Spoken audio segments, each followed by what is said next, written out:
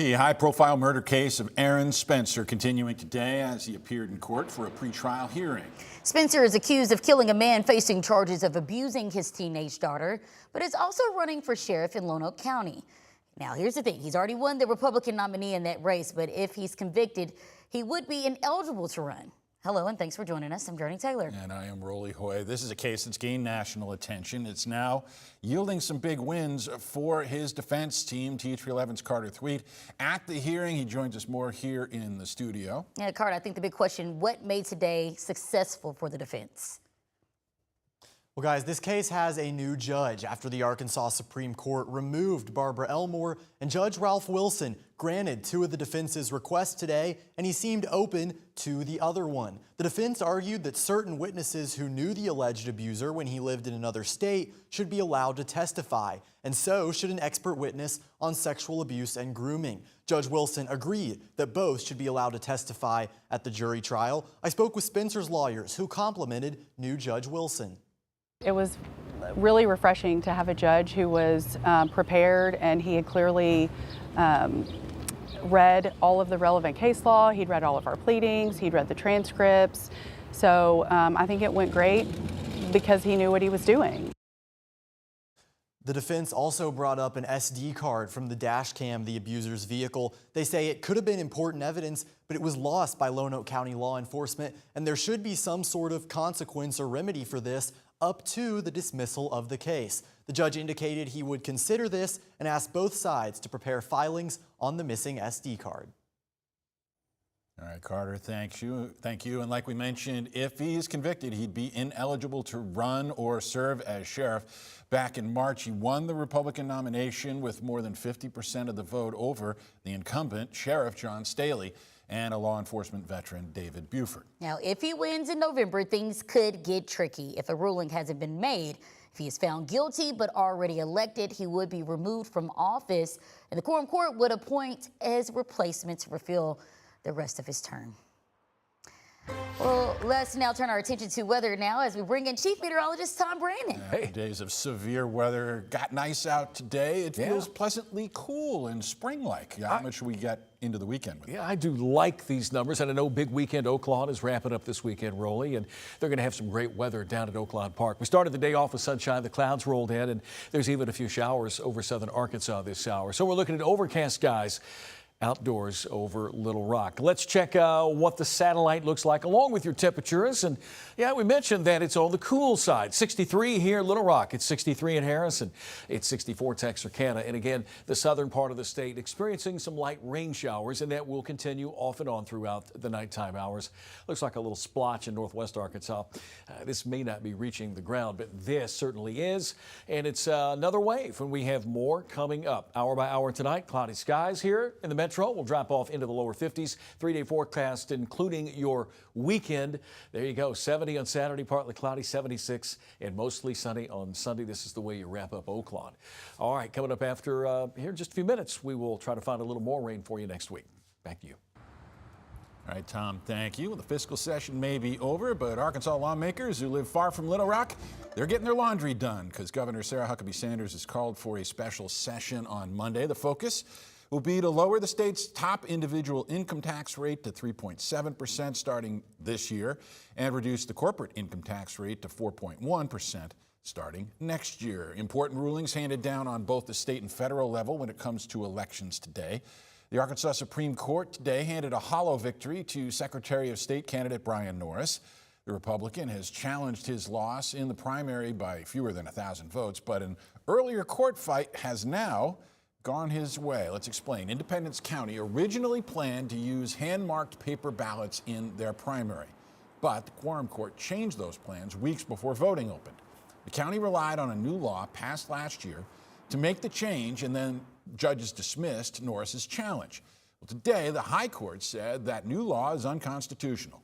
Norris, who campaigned on expanding paper ballot voting, can resume his challenge, though it obviously comes too late to change this year's primary process. Yeah, a lot going on in politics. The reactions continue from yesterday's U.S. Supreme Court ruling that has some southern states scrambling to redraw congressional districts. The 6-3 ruling limits part of the landmark 1965 Voting Rights Act by removing the parts that allow majority-minority districts. Already today, Louisiana is going back to the drawing board to make a map that likely creates a new Republican seat.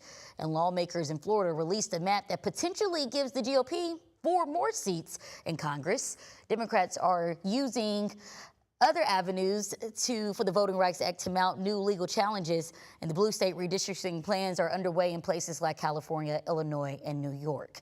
As for Arkansas, judges have dismissed all of the most recent redistricting cases filed in the state, using reasoning that sounded a lot like what we heard in the Supreme Court yesterday. THV 11's Tanya Motorzitsky hears from a critic who fears challenges to future racially designed maps have now gone away. Lyndon Baines Johnson and Dr. King beside him signing the Civil Rights Act, the Voting Rights Act of 1965 was probably one of the most monumental moments in American history because it brought to light so many that had been in the dark for so long, and this country grew. It grew for the better. A U.S. Supreme Court ruling is reigniting debate over race, representation, and the future of voting rights in America. The 6-3 decision striking down Louisiana's congressional map, ruling race cannot be the primary factor in drawing districts, is now being challenged. Something political analyst Charles King says is terrifying. It's devastating to African Americans and all minorities all over the country. He says the ruling could have lasting impacts nationwide, including here in the natural state. Arkansas is the only state that has never elected either a person to the federal government, being Congress or senator, or to a statewide office. So it's kind of like that part, Section 2 of the Voting Rights Act of 1965, never quite got its feet on the ground in Arkansas. He adds the impacts may be felt most in smaller local races. U.S. Senator Tom Cotton says on X the Supreme Court rightfully blocked racial discrimination in redistricting. In Little Rock, Tanya Motorzitsky, THV 11 News. Now, the most recent redistricting fight in Arkansas came in 2022. Election experts say the carving up of the second House district in Pulaski County improved Republican chances by 2 percentage points. Incumbent French Hill faces Democratic candidate Chris Jones in that race in November. The longest government shutdown in history is coming to an end now after a vote just a few hours ago. Yeah, money to fund the Department of Homeland Security is set to arrive after 76 days, but as a way to get around Democratic demands for changes, the bill doesn't fund immigration or border patrol enforcement. So instead, Republicans plan to fund those departments through a budget process that does not need the support of Senate Democrats. Now that it's over, though, lawmakers are shifting their focus to Iran. Defense Secretary Pete Hegseth faced a second day of heated questioning, this time from Democratic senators, pressing for answers on how much the war is costing the Pentagon. And they are comparing those numbers to the costs Americans are paying for gas. The national average price for a gallon of gas topped $4.30 yesterday. This war is costing so much money.